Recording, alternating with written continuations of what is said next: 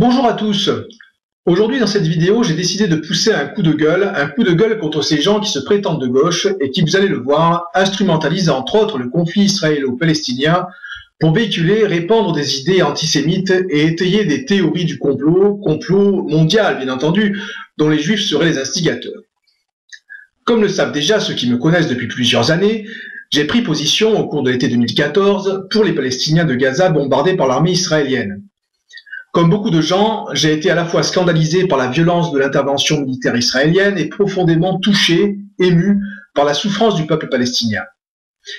Mon opinion sur le sujet n'a pas changé. Je continue de condamner la politique israélienne à l'égard des Palestiniens, mais à aucun moment je n'ai fait d'amalgame entre ce qui est la politique d'un gouvernement, certes soutenu par un grand nombre de citoyens israéliens, et la nature profonde d'un peuple qui se définit avant tout par son appartenance à une religion, le judaïsme.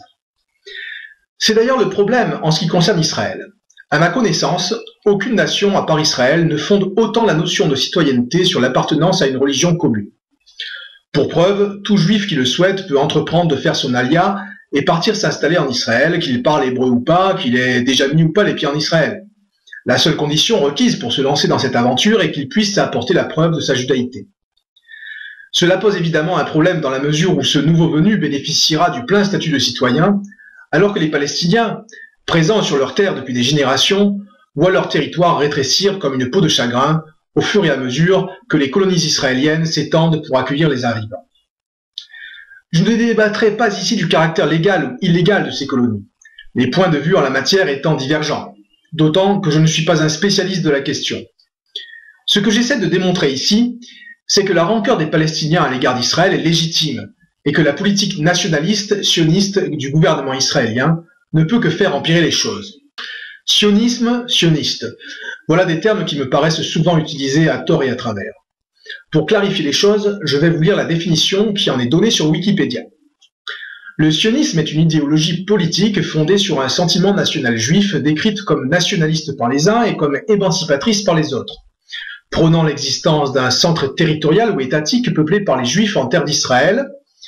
À la naissance du mouvement, à la fin du XIXe siècle, ce territoire correspondait à la Palestine ottomane, puis, après la Première Guerre mondiale, à la partie occidentale de la Palestine mandataire. Sur un plan idéologique et institutionnel, le sionisme entend œuvrer à donner ou redonner aux Juifs un statut perdu depuis l'Antiquité et les royaumes hasmonéens et hérodiens, à savoir celui d'un peuple disposant d'un territoire.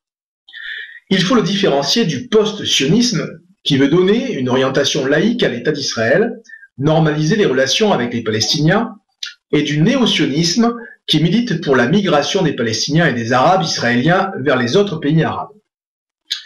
Voilà pour la clarification. De même que je comprends la colère des Palestiniens, inversement, je comprends que les Israéliens aspirent à vivre en sécurité, qu'ils ressentent le besoin de se protéger de ceux qui, parmi certains Palestiniens et certains pays voisins, souhaiteraient la disparition de l'État d'Israël. La création de l'État israélien en 1948 a peut-être été une erreur, mais cela fait plus d'un demi-siècle qu'il existe. Il est impossible de faire marche arrière. Et les jeunes Israéliens d'aujourd'hui n'ont pas à payer les erreurs passées, pas plus que les jeunes Allemands n'ont à se sentir coupables des crimes commis par Hitler. En revanche, les Israéliens devraient aussi comprendre, accepter le fait que les Palestiniens ont aussi le droit de vivre sur la terre de leurs ancêtres.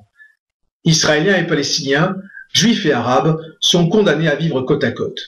Les uns comme les autres doivent reconnaître le droit à l'autre de vivre en paix, dans la sécurité, et devraient trouver le moyen de coexister dans un respect mutuel.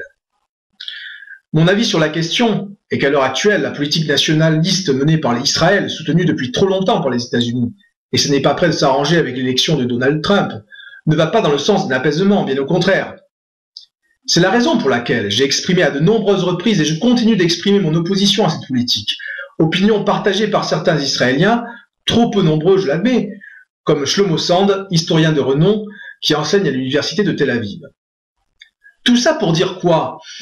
Eh bien que c'est un sujet particulièrement complexe et épineux qu'il convient d'aborder dans la mesure du possible sans passion et en évitant surtout les amalgames.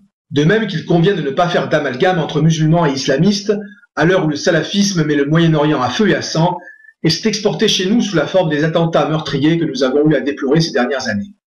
Alors quand je me promène sur la page Facebook d'un internaute ou d'une internaute, je ne sais pas puisque la dite personne n'a pas le courage de s'y présenter sous sa véritable identité, individu qui se prétend de gauche, et que j'y vois des images comme celles que je vais vous montrer, ça me fait bondir. J'en ai sélectionné 2 parmi celles qu'on peut y voir. Commençons par celle-ci. Que voit-on dans cette image? Eh bien, il s'agit d'une caricature du juif digne de celle qu'on pouvait voir avant-guerre, décrit comme malfaisant, avide d'argent et de pouvoir, sans moralité, présent dans tous les secteurs clés de l'économie, finance, internet, industrie du cinéma, mais aussi pornographie, trafic sexuel, d'ailleurs il faudrait m'expliquer de quoi il s'agit exactement, etc., etc. Pour le coup, quand je parlais précédemment d'amalgame, nous y voilà.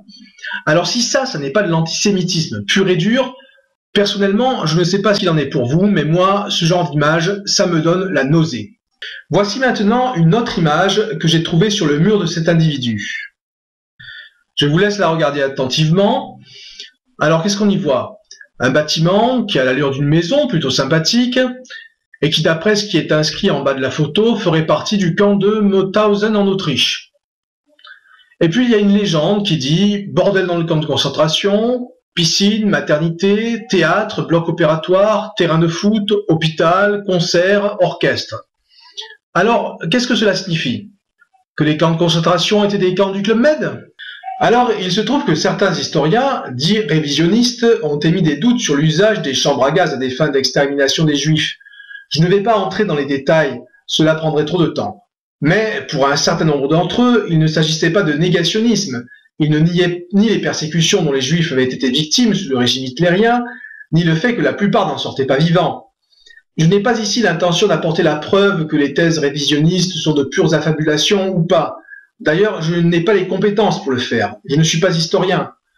Tout ce que je peux dire, c'est que mon grand-père, qui a été déporté pour acte de résistance, de retour au bercail, après que le camp où il était prisonnier ait été libéré par les Russes, n'avait plus que la peau sur les os, avait perdu toutes ses dents après que les nazis l'aient passé à tabac pour être biffé, et n'a pas gardé du camp de concentration le souvenir de vacances aux Maldives.